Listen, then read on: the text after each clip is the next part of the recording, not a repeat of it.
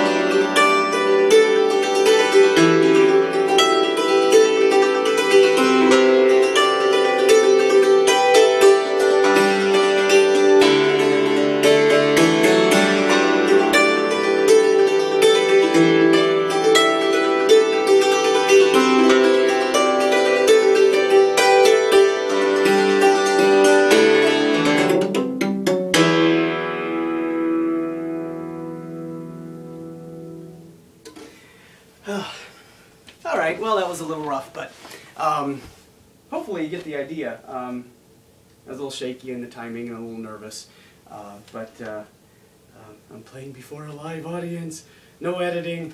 Anyway, so, well, thanks again. It's been a pleasure to see you again and to hang with you and do music. Write me a blog, let me know, give me a comment. Oh, I should tell you, if you're not signed up on my fan page on Facebook, go ahead and come on over and like it. We'll do a lot more stuff over there as far as conversing back and forth. You can also go to my website and sign up on the blog. Sign up for the mailing list. That way you can make comments on the blog if you want, and we can converse back and forth there. So if you're my friend on my personal page on Facebook, come on over and be a fan. I'd like you to be. We'll see what we get into next week. I've done two original new pieces. Next week I might play a Beatles tune or that I've been working on. Maybe a police song. Every little thing she does is magic. I've been fooling around with that one. I played it for a wedding one time. But anyway, yeah. Like me on Facebook. Come over to my website on the blog and sign up there on the email list. And let's continue doing this. Thanks a lot, guys. We'll talk to you next week.